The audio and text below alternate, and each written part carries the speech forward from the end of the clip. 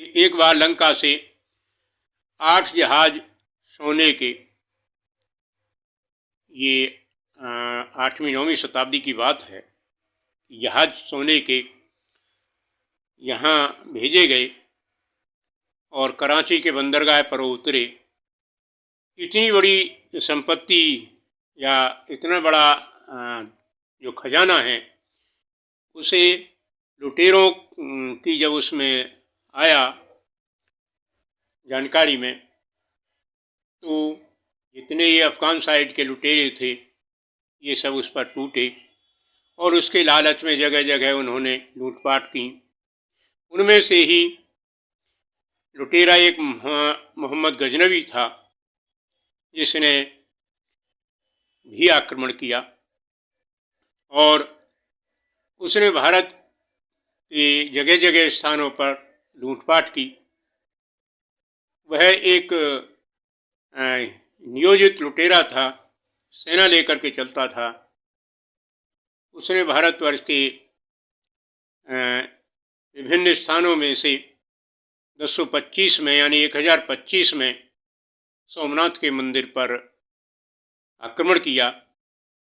सोमनाथ मंदिर उस समय स्वर्ण से रचित था, उसकी दीवारों में भी सोना था, उसका घंटा भी जो लटकता था वह भी सब कुछ किसी अदृश्य शक्ति, चुंबकीय शक्ति के द्वारा बगैर किसी आधार के था, प्रसिद्धि थी। उसे लूटने के लिए ये मोहम्मद गजनवी पहुंच गया, जहां जो उसके श्रद्धालु थे उनकी बड़ी तादाद थी और वो श्रद्धालु इतनी आस्था रखते थे कि सब कुछ उन्होंने ईश्वर को समर्पित कर रखा था। जब ये लुटेरा वहां पहुंचा तो सब हाथ जोड़ करके बैठ गए कि ईश्वर हमारी रक्षा करेगा।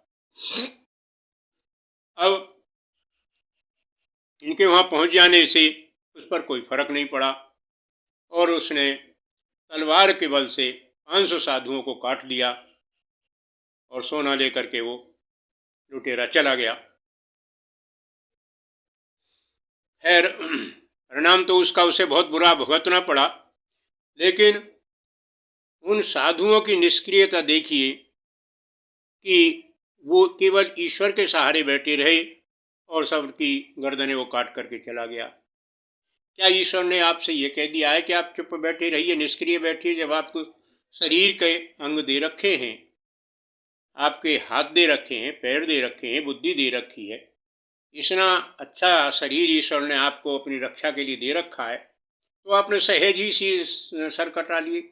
अरे हाथों को थोड़ा सा हिलाते, बुद्धि को चलाते, संगठित होते, ईंट पत्थर मारते, कुछ ना कुछ करते, लेकिन नहीं, तो निष्क्रिय रह गए, केवल भाग्य के लिए ईश्वर के सहारे रह गए। तो ये ईश्वर आपसे ये थोड़ा ही कहता है कि निष्क्रिय बैठे रहिए, मैं मुंह में भी तुम्हारे खाना डाल दूं। तो उन्होंने अपनी जान गंवा दी केवल भाग्य और ईश्वर के सहारे। तो मेरा कहने का मतलब यह है कि ऐसे अनेकों उदाहरण आते रहते हैं। उस लुटेरे को परिणाम क्या भुगतना पड़ा? आगे जाते समय उसे रास्ते में एक बालक मिला और लुटेरा अपनी सेना लेकर के जा ही रहा था। उसने उस बच्चे से पूछा, पानी का रास्ता पूछा कि भाई पानी है जंगल में?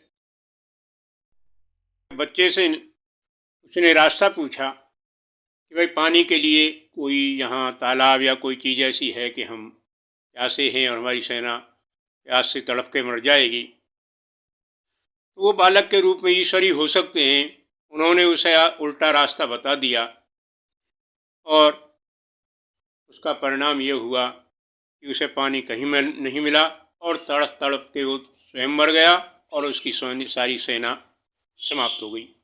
ये उसने अपना, ईश्वर ने परिचय दिया कि तूने एक पूजा के स्थल को बिगाड़ा है, लेकिन मेरा कहने का मतलब है कि ये जो साधु थे, इनको कुछ क्रियाशील बनना चाहिए था।